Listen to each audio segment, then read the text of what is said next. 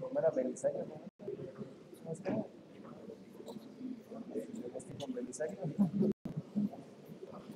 ¿Sí se acuerda de ese programa? ¿Cómo se llamaba?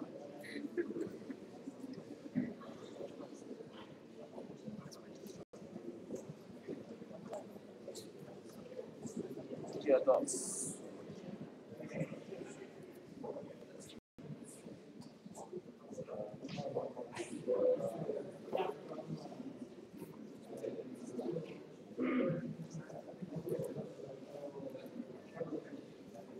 Thank you very much for the kind introduction. I'm once again delighted to be back here this morning and spending time with all of you. The way that the morning session will be organized is I will be giving 2 lectures. Morning will be part 1, and this will be a historical overview of development of public health and medical responses to natural, technological, what human-generated, man-made, and refugee types of disasters, and touch on the various types of natural disasters that you in engineering, military engineering, may have to address sometime in your careers, both in the military, perhaps even afterwards as a member of a disaster preparedness or response organization. So once again, what you see on the screen are just the very simple terms, the major types of emergencies that we address. One type of event that I did not put on this, which may be a problem in the future, is with many environmental changes, bad effects of industrial pollution, global climate change, the reduction of agricultural output, long-term and short-term changes in the weather, what we call material shortage disasters, where there may not be food or electricity or other resources that are necessary for daily life. And that could be caused, as I said, by a wide variety of things, including political, an embargo, for example, of essential supplies for a country due to a variety of reasons.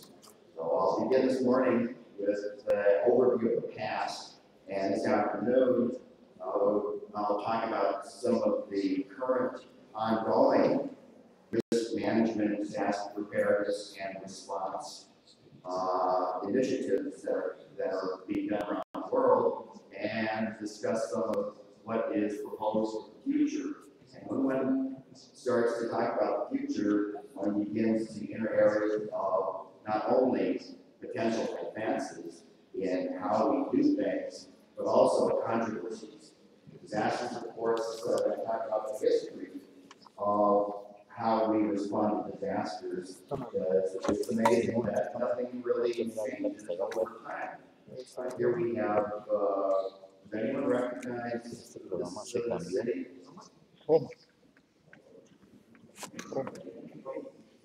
This is the fairly well-preserved ruins of the Roman city of Pompeii, which was destroyed by the eruption of that mountain behind the foreground, which is Mount Vesuvius, which is about 10 kilometers from metropolitan Naples.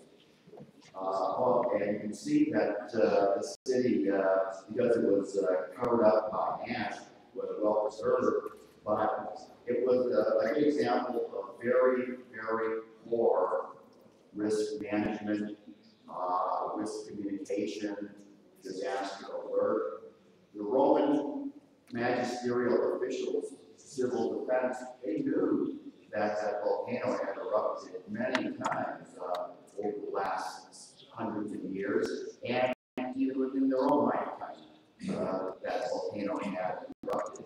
But very little was taken in terms of preparing the population for evacuation, sheltering, even simple things that could be done to protect their face against the heat, mask.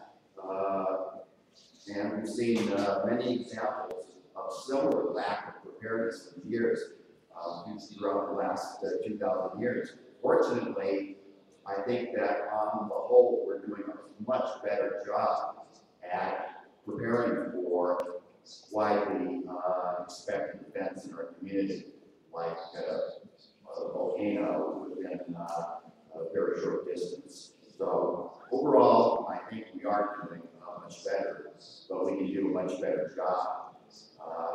Closer in time, one of the great catastrophes early in the last 100 years was, does anyone recognize this city? This is San Francisco after the 1906 earthquake. And interestingly enough, you're all studying to be engineers or are professional engineers. It was not the number of deaths, which is estimated between 800 and 1,200, were not so much caused by structural collapse, by massive failure of the built environment. It was due to the fires which broke out as a result of that earthquake. So they're very interesting, where we have to think about what does an earthquake cause. Well, we've seen earthquakes cause hundreds of thousands of deaths from nothing to do with the buildings, but from tsunami, earthquake under the ocean, which causes a massive surge of water, as we saw in Southeast Asia 5 years ago, the tsunami disaster. But here in the case of San Francisco, it wasn't so much building collapse as we saw in Mexico City and the Republic of Armenia.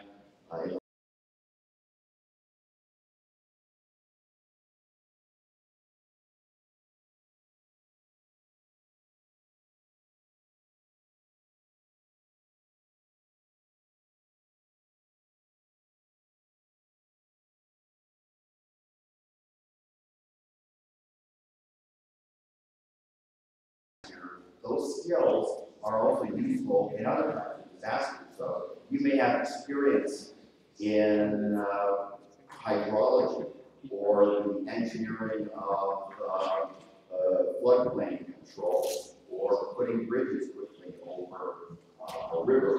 But after the plane attack on the World Trade Center,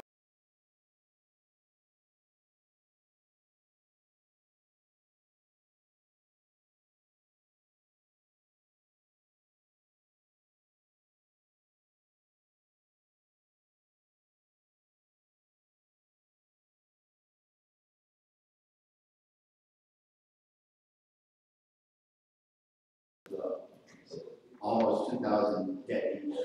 And unfortunately, there were very few survivors due to the nature of that collapse. Hurricane Katrina, as we enter more contemporary times in my discussion, was another big event which changed the way we do things.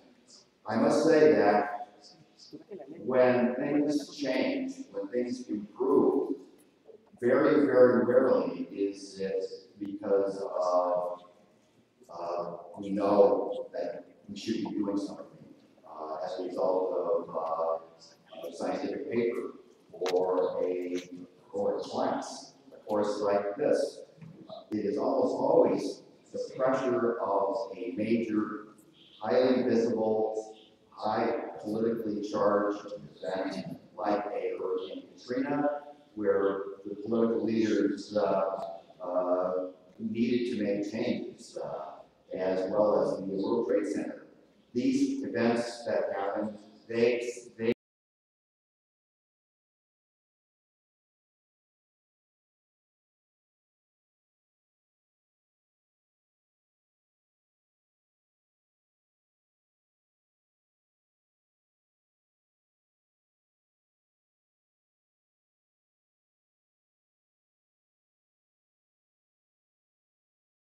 modeling for the impact of a hurricane or an earthquake, and actual prediction of how those disasters kill, how many people, for example, would be homeless, what services would be lost, what type of casualties, injuries to expect.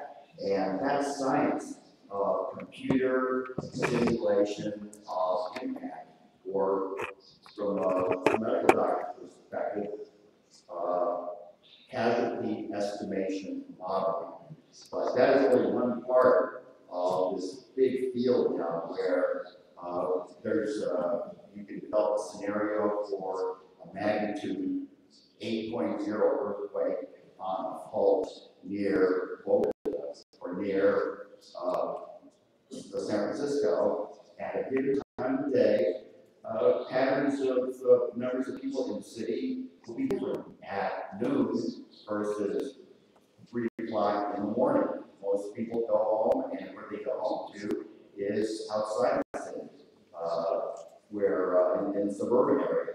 And based on that, we can predict, roughly speaking, numbers of deaths, distribution of where they're located, knowing the type and quality of building construction. We can predict pretty accurately now what buildings will suffer damage, which buildings may have potential for total catastrophic failure, that is, collapse. How will they collapse? Will they just fall over, or will they experience pancake collapsing, where you might have a 30-story building which collapses like this, making search and rescue that much more difficult. And we can actually now incorporate into those engineering models of building collapse what buildings are more likely to have survivors and which buildings are likely not to have survivors. And that is an important point, because the number of professional search and rescue teams that are available around the world are very, very few. And when you think that it takes about 70 man-hours per line of rescues, that is either 70 rescuers working 1 hour just to get one person out of the home, or one person working 70 hours to get their father or mother out of the road. And when we look at the research, and much of that research comes from the Pan American Health Organization, most medical care and most rescue, and we saw that in Haiti, are done by friends, family, neighbors, not professional rescuers, the type you see on television with fiber optic scopes and dog teams, those famous search and rescue dog teams. And so if you've got just very, very few professionals, you have to make very difficult decisions. Which building out of these 20 buildings that are collapsed, which has the most likely probability of having living people still trapped in the rubble? And we call that building triage. Triage is a term that comes from military medicine, which means to make decisions on which soldier to treat. If you've got 100 wounded soldiers, which soldier has the greatest probability of survival? Some injured people, no matter what you do, will not survive. And those are very, very difficult decisions one has to make if you've got limited resources, and that's triage, from the French triage, which was a term coined by the surgeon to Napoleon.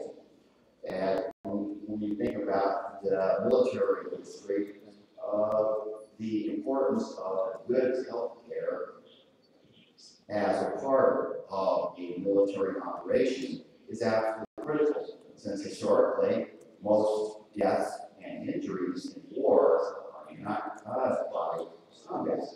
In the past, it's usually been caused by infectious diseases that are in the area of war, and it's disease which kills soldiers. It's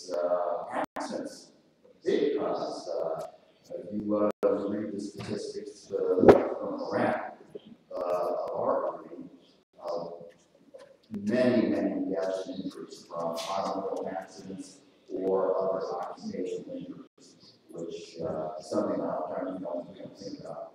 But disasters, we really need to study them. We really need to look all the way back, I believe, to Pompeii and document what was seen there, because I have colleagues who are working on volcano preparedness in Naples, and they are actually studying the records of their Roman government and what was done. Thank you. Sorry for the dry.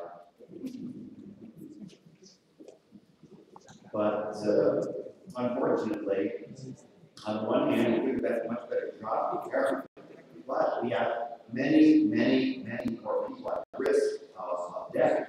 In, for example, Naples, even with the Roman cities that were around Naples in 79 AD, now we have 10 million people in the greater Naples area, and many of them are in very crowded circumstances, almost impossible to effectively evacuate them.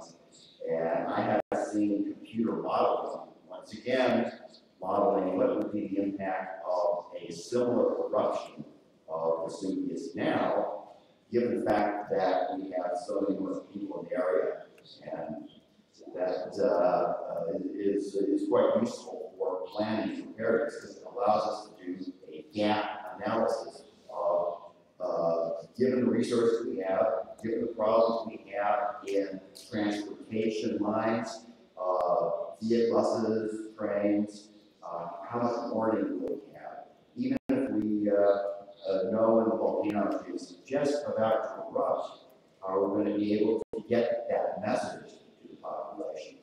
What are you saying? Natural disasters, not really a problem which fortunately is going to go away. And we're going to have maybe even more natural disasters because of climate change, and we have more people at risk of being adversely, badly affected by those events. And of course, this is a worldwide event. No country is immune to a disaster. And just when we study demographics, unfortunately, some of the parts of the world that are most at risk for the strong earthquakes, or typhoons, or volcanic eruptions, or floods, are places that major cities have grown up.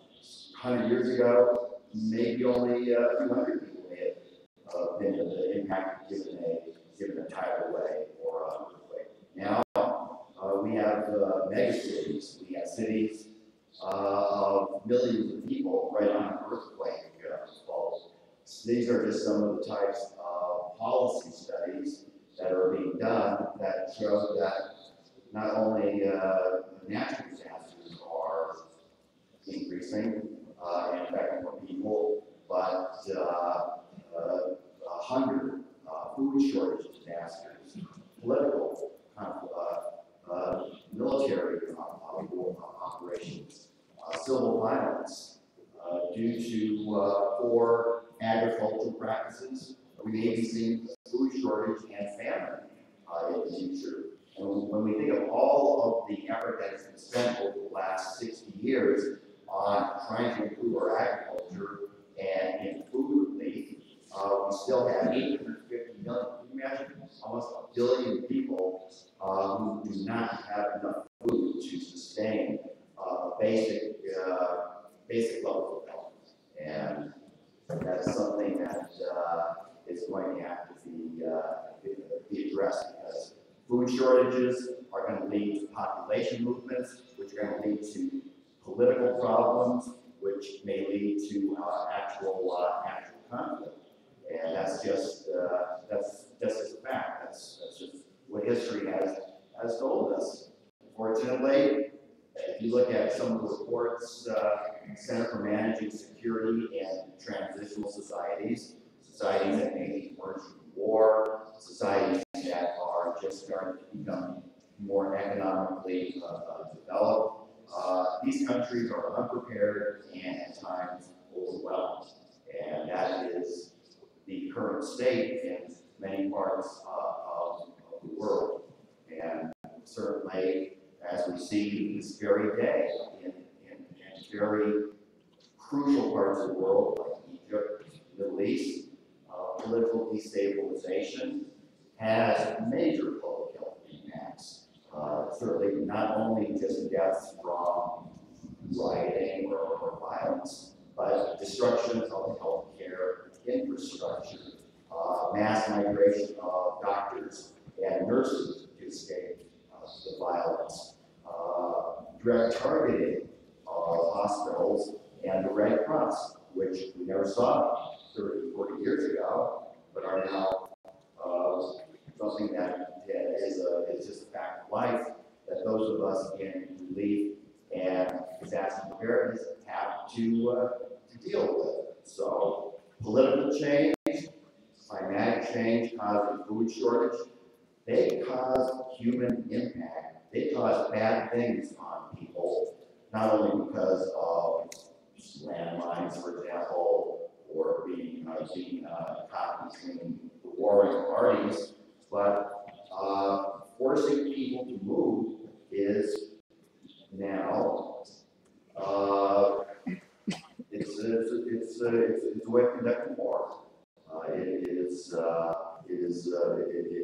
part of a strategy, and in many cases, these people who move or are forced to move, there are no international agencies that are mandated to take care of them for legal reasons. You have to cross borders, for example, be considered a refugee, become eligible for United Nations food, protection, medical care, and it's very difficult if you have one of these internal disasters, as we are seeing in the Sudan right now. Very hard to reach them without the cooperation of the government, and it's the few organizations that are there do so at great peril. So big problem, and it has been a problem.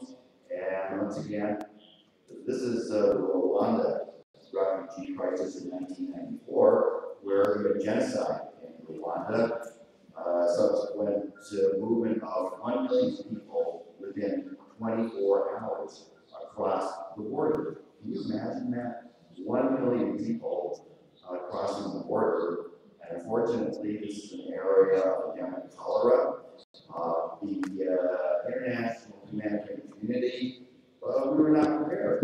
There was very little stockpiling, places where these refugees, from an engineering perspective, and you can appreciate this, a nightmare.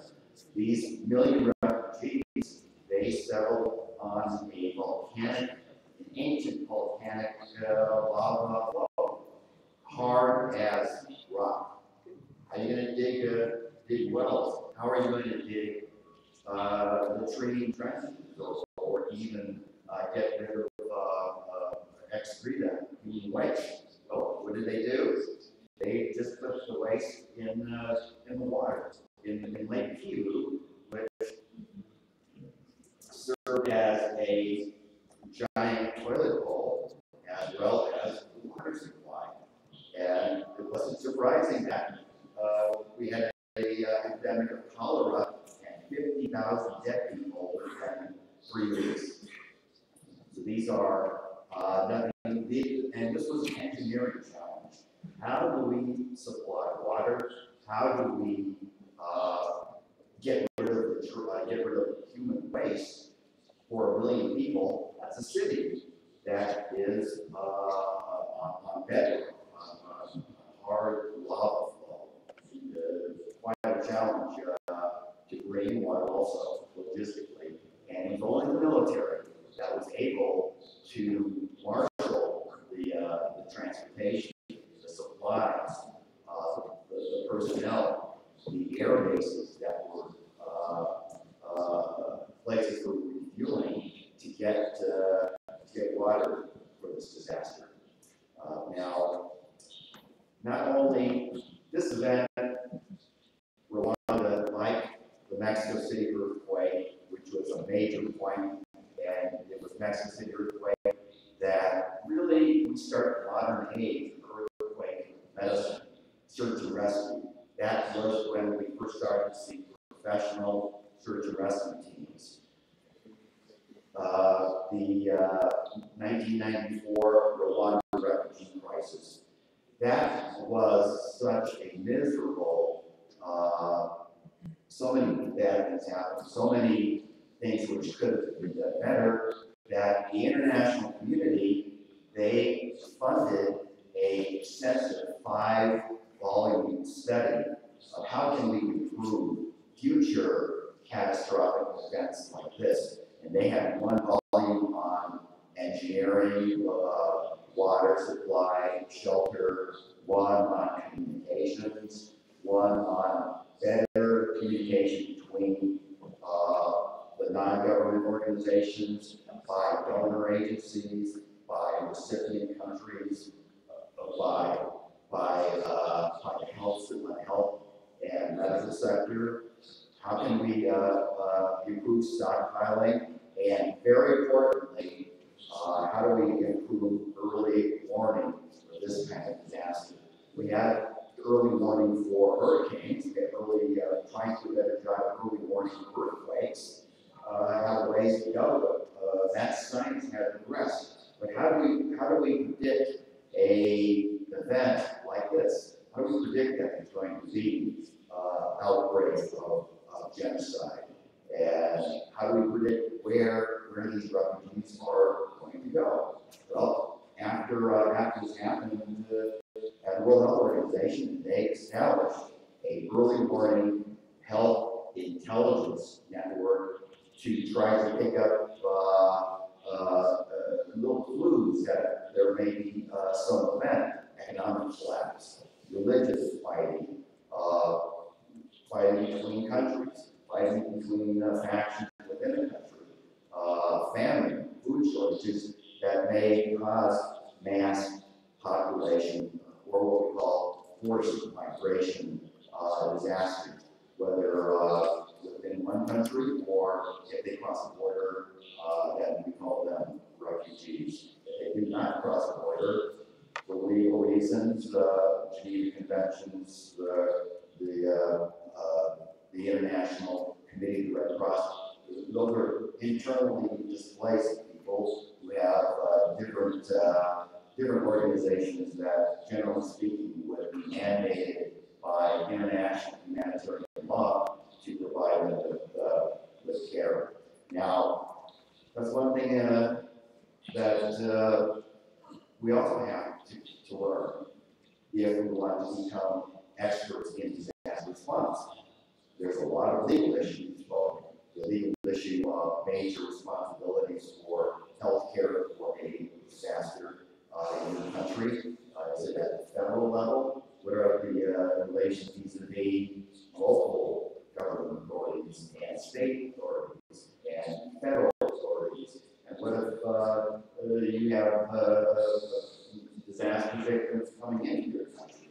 What are the responsibilities of the government to provide care for them? And what do you do when you have lots of doctors and relief workers who want to come into your country to provide care? Big problem in Katrina, which was not handled very well, because in the United States, generally speaking, we're able to handle without external aid most of the major events. Well, that was not the case in Katrina, and that was the first time in my life that we had. I saw many foreign volunteers attempt to come into the country, and issues of, well, they have a medical license, and can they do surgery, and can they give prescriptions for medications, and they're bringing in drugs and other types of pharmaceuticals which we're not familiar with in our country. Well, all these things were issues that we had to deal with when we responded to disasters in other countries, but because we never had to deal with that in our own country, there were no legal guidance on how to work with foreign volunteers and drugs and medications that came to the U.S. Big problems. Fortunately, over the years, we have a growing appreciation that health response to disasters is worthy of academic credit and writing and scholarly investigation. It's very practical. It's not academic work just because it's interesting, but producing trained people formally that there may be a reason to have a diploma in disaster medicine, or a diploma that you have achieved some adequate, satisfactory knowledge and skills to be able to volunteer for the Red Cross, or volunteer for a non-governmental organization for internationally, or you have qualifications to become an official with the UN High Commission for Refugees, or UNICEF, or the World Food Program. And much of those standards and what we do to develop course materials, and perhaps what you are working on right now, developing a curriculum for your master's program here at the Academy for Military Engineering. But before you can do that, that has to be based on something. It has to be based on, hopefully, good things that we've learned in past disasters.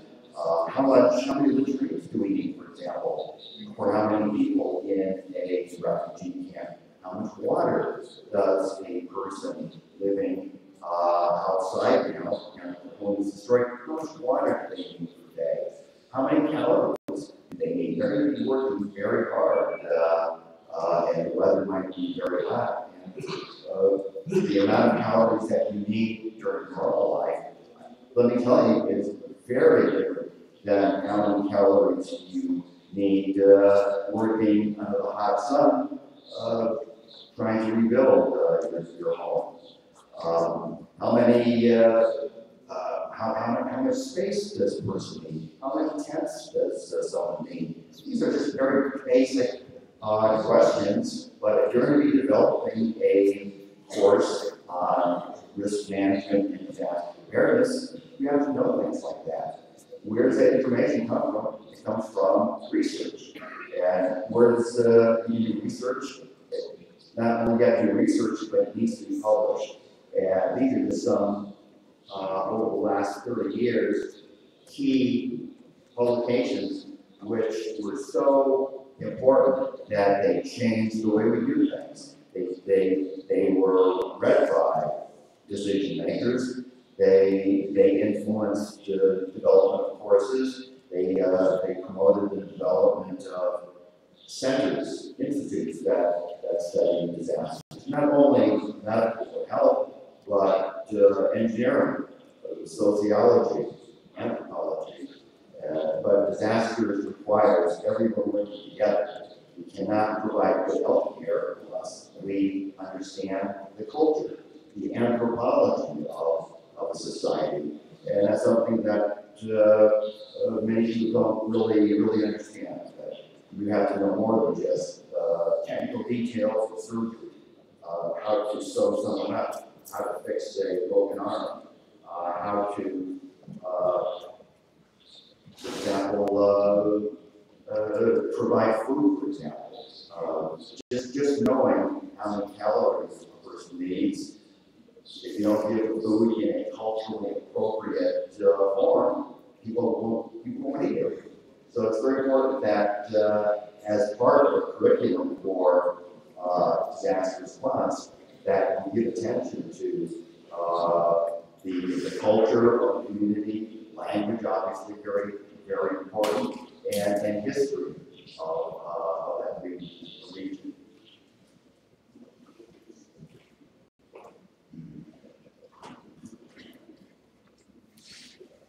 Disasters are different than everyday may sound pretty obvious, but some things are different and which have operational implications, and unless you recognize these differences, bad decisions will be made.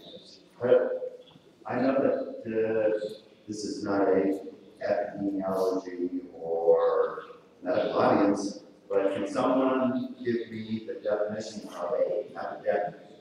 Or epidemic, what is it?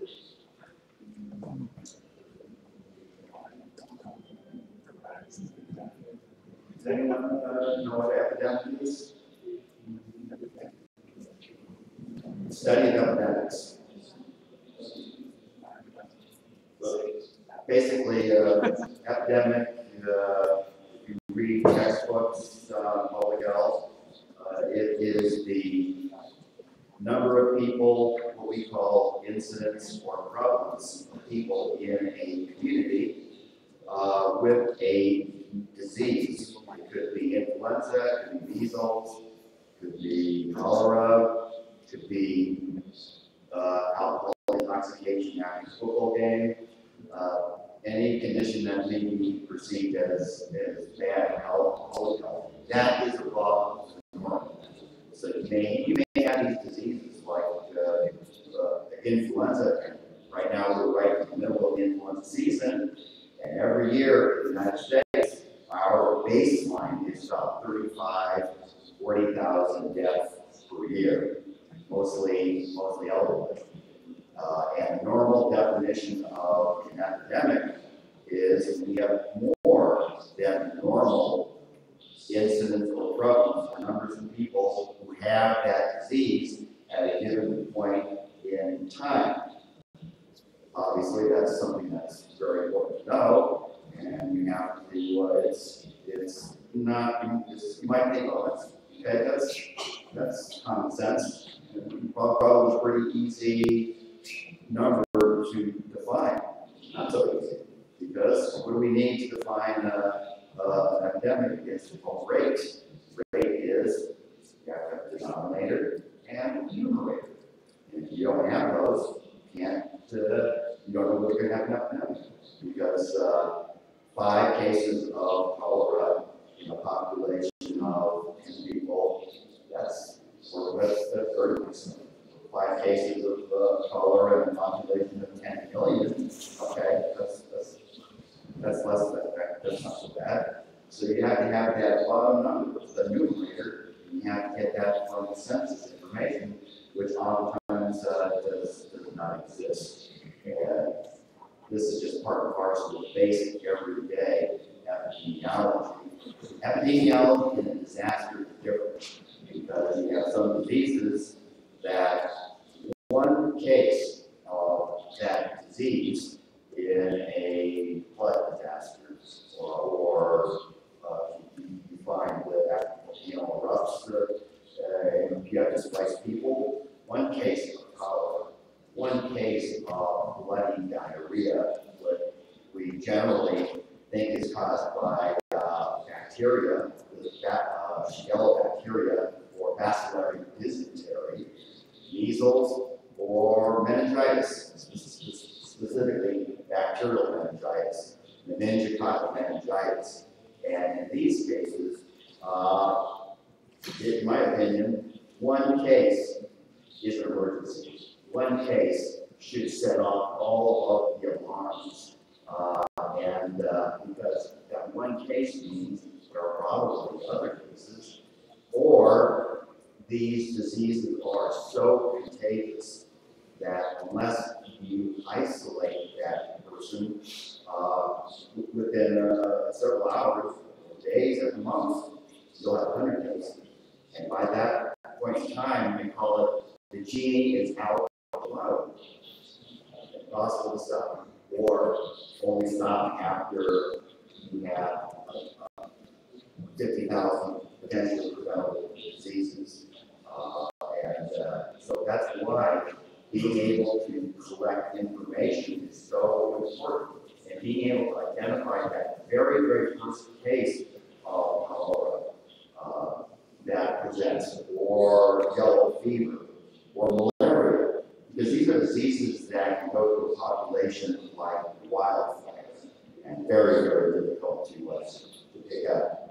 And we have to teach our primary healthcare workers in disasters to recognize, well, could this child possibly have measles? Could this person have potentially a different form of swine or avian flu? And this is where your skill as a disaster physician or nurse or responder, because you might have a case of meningococcal meningitis, or I should say, potential case, because it may take a while to get laboratory confirmation. You're going to have to go to your superiors and convince them to spend money and to allocate resources based on just one case. And it's not like one and saying, oh my goodness, we got 10,000 cases of pandemic influenza. Okay, that's pretty easy for the politician or the mayor or whoever controls resources to get going immediately. But what do you do with just one case and you're trying to implement a mass vaccination program, or you're telling the head of the city that you're going to have to implement quarantine or isolation, and nobody in that city is going to have to be allowed to leave because they might have been exposed. They may not look sick because of what is called the incubation period. You get exposed, but you look fine. It may be a week before you're sick, but that whole time you're coughing and you're getting up for yourself. So it takes great skills, this interpersonal ability to work with your subordinates, with those at your level, and working those above you to present data and present these findings, because we don't collect this information just as an academic exercise. We collect this information for decision making. If it's not going to be used,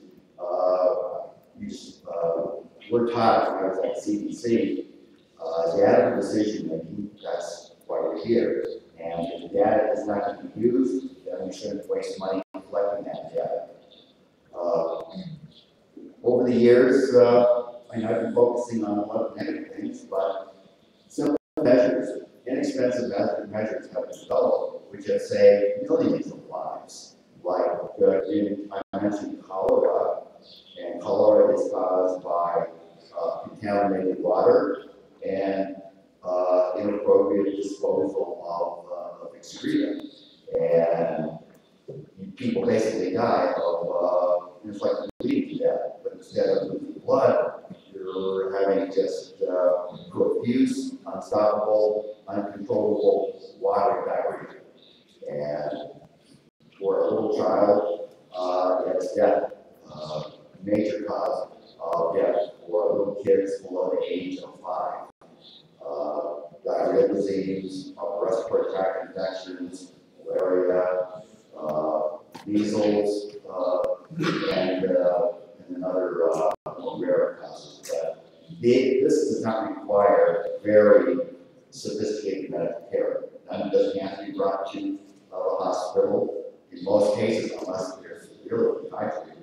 What you see here is a rehydration cholera center that is just mother and child. And the mother is working with the child to drink fluids, the right fluids. So it can't be just regular water, it has to have the proper concentration of electrolytes. But this can save kids. You don't need to start IVs in Rwanda, in Zaire, during the cholera epidemic of 50,000 deaths. Inexperienced teams of medical personnel were trying to start IVs on thousands of people. They ran out of IVs, and I have to say, thousands died because of lack of implementation of just simply providing oral rehydration. Just by methods of having a relative, mother, well, not have to be forceful, but if the child can avoid fluids, that will save your lives. You do not need to have an intravenous line. You don't need a nurse or a doctor. You just need someone encouraging both mother to force the child to take fluids, and of course, the child to take fluids, and that's life-saving. Because once you can get through that initial deadly period of time, everybody, virtually everybody, which is nothing for sure, but most people should survive cholera. Cholera is a eminently preventable disease. How much time do I have? Because I'm going to go first. I think that this is the time now for you also. I don't know if the next speaker.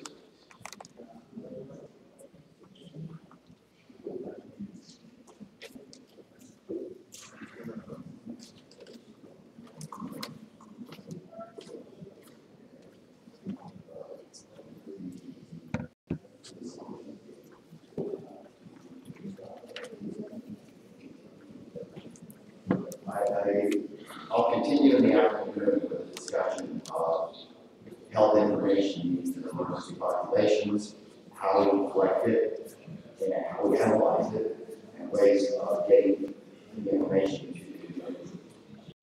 Much to the passion of what I need to discuss on risk and crisis communication. So we're going to have a question and answer session now.